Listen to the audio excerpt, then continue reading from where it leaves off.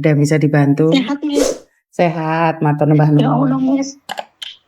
Piye, Mbak? Ya Allah, Miss. Piye, Ya piye? Allah, Miss.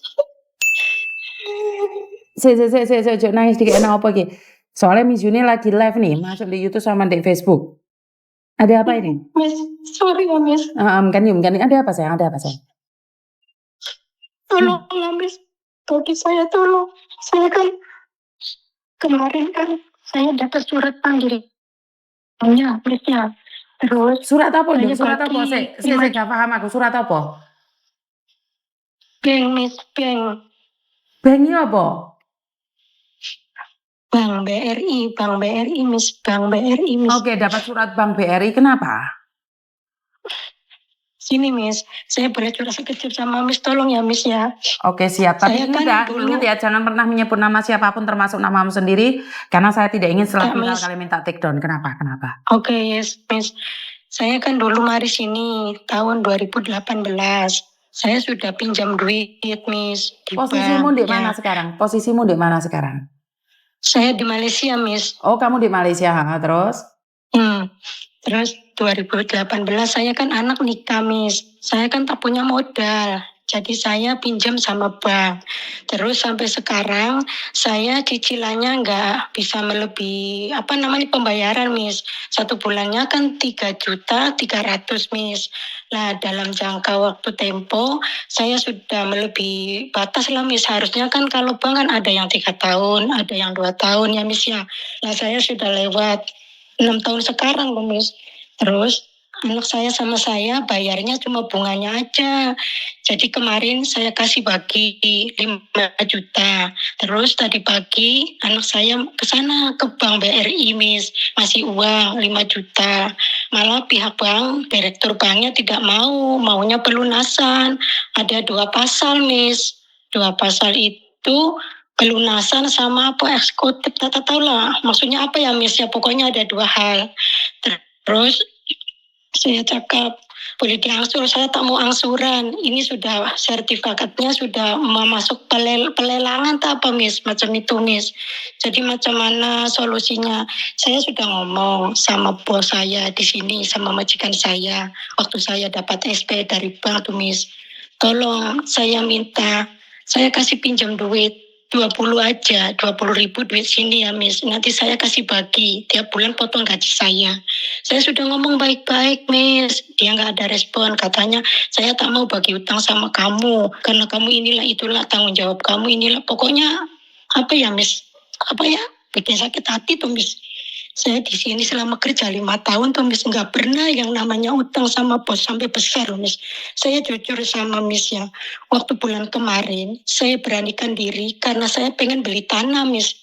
Kira-kira saya balik ke rumah, saya punya tabungan simpanan tanah ya, Miss. Nah, dia dukung kasih pinjam saya 5.000, Miss. Nah, 5.000 itu sudah saya angsur 3 kali. Saya pikir sekarang ada masalah rumah ya, Miss. Kalau rumah saya nggak diangkat, macam mana ya, Miss ya? Tinggal anak saya di mana? Nanti saya balik dari Malaysia di mana? Ya kan, Miss? Itu peninggalan dari almarhum suami saya, Miss. Selama 10 tahun. Saya kerja, suami saya dulu kerjanya di Jepang, Miss. Bangun rumah, beli tanah sendiri. Lah macam itu, tolonglah, Mem, kasih bagi saya pinjam 20.000 aja uang sini. Saya tak mau.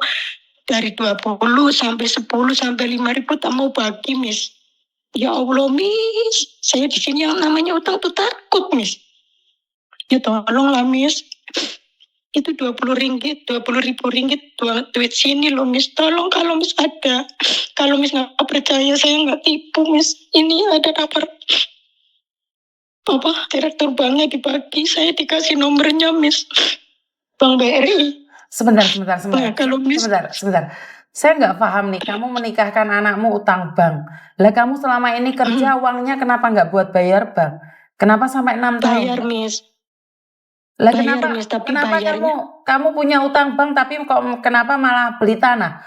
Bukannya malah dilunasi dulu rumahmu, kenapa kamu malah beli tanah? Kan aneh tuh kamu itu. Ya.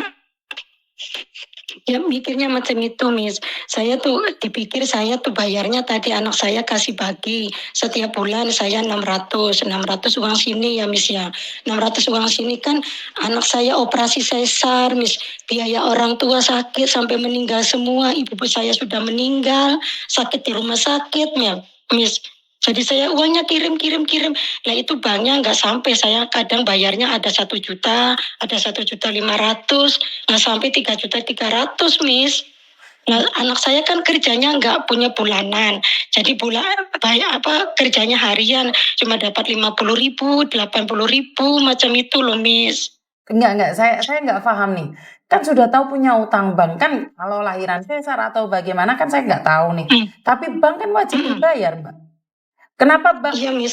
bank aja kamu nggak bayar nih? Seandainya kamu pinjam uang sama Miss Yuni, otomatis saya malah nggak tahu kamu siapa. Itu bank aja berani nyita aja kamu mencela-mencela, nggak ngasih uang langsung, masih dibuat beli tanah. Apalagi kalau kamu pinjam Miss Yuni, bener nggak? Bagaimana Miss Yuni bisa percaya saya?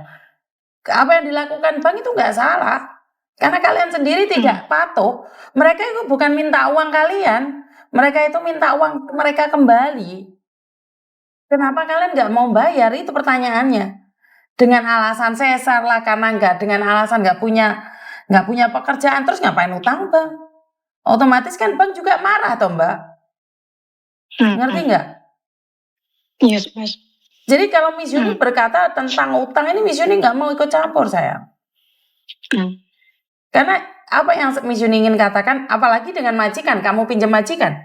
Lama-lama majikan nggak mau sama kamu loh. Karena kamu selalu bingung utang dan dia akan curiga kamu akan mencuri lah, akan kabur lah, akan ini, akan itu. Benar nggak sayang? Jadi ini menurutku adalah alasan saja. Wong kamu tahu punya utang bank, kenapa kamu beli tanah? Nah sekarang apa yang perlu kamu lakukan? Jual tanahmu. Sementara kamu tahu jual tanah itu tidak mudah. Itu butuh waktu yang lama. Bener nggak sih? Kalau masalah utang Miss Yuni nggak berani ikut campur sayang.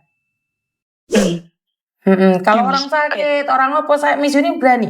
Tapi kalau utang saya nggak mau. Wong sama bank aja kamu nggak bayar, apalagi sama Miss Yuni yang kita nggak pernah kenal. Saya nggak tahu rumahmu, walaupun kamu kasih alamat kan kita nggak tahu. Nggak boleh dong sayang.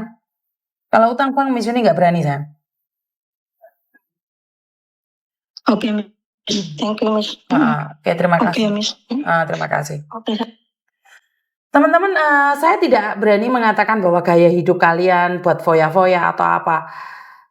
Karena anakmu tidak bekerja, akhirnya ngutang sini, ngutang sana. Padahal kamu berangkat ke Malaysia sudah punya utang, terus habis itu saya nggak tahu. Kamu sudah bekerja 5 tahun dan utangmu sudah 6 tahun nggak kamu bayar, ya bank wajar dong marah. Bank wajar dong menagih. Bank wajar menyita loh 6 tahun. Lah kamu sendiri punya uang, bukannya dibayar, malah dibuat beli tanah. Ya jelas bank marah lah, Mbak. Kamu sekarang kebingungan, saya nggak tahu nih pikiran kalian seperti apa dan bagaimana. Saya cuma ingin mengatakan bahwa berhati-hatilah memanage uang. Kita keluar negeri itu untuk mengangkat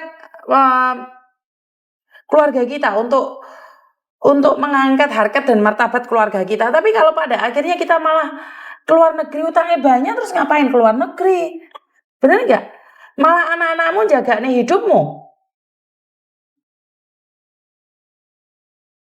Di luar negeri itu tidak mudah. Di luar negeri itu butuh perjuangan yang panjang. Dan perjuanganmu yang panjang itu dengan sakit, dengan air mata, apakah keluargamu yang di Indonesia bisa memanage? Apakah keluargamu di Indonesia itu peduli? Nah ini perlu. Pendidikan keuangan ini sangat perlu sekali saya rasa ya. Jadi kita tidak bisa mengatakan itu bukan urusan saya, itu tidak ada hubungan dengan saya, itu urusan Anda. Tapi saya rasa buat kalian semua bahwa harus mengasih tahu sama keluarga, jangan uang itu semua dilosdol dikirimkan ke Indonesia. Saya sudah katakan itu ya. Jangan semuanya dikirimkan ke Indonesia, bukan tidak percaya loh. Ini bukan pada ketidakpercayaan, tapi ini pada kenyataan bahwa banyak hal yang harus kita persiapkan. Jangan sampai nafas terakhir pun nggak ada uang loh sayang. Bener nggak sih? Sampai nafas terakhir pun nggak punya uang. Saya nggak tahu harus ngomong apa kalau kayak gitu. Harus ngomong apa dan seperti apa. Jadi buat teman-teman yang di luar negeri, manage keuangan. Jangan semuanya dibrak-brukkan, jangan semuanya dihabiskan. Saya nggak menyatakan bahwa kalian salah atau benar. Saya nggak tahu siapa yang salah, siapa yang benar. Tapi sebagai orang tua yang harus bisa memanage.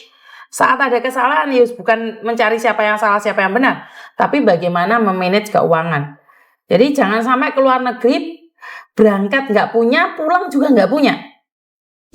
Jadi berangkat nggak punya apa-apa, pulang juga nggak punya apa-apa. Yang lebih parah lagi, berangkat punya utang, balik punya utang. Yang lebih parah lagi, berangkat nggak punya utang, balik punya utang.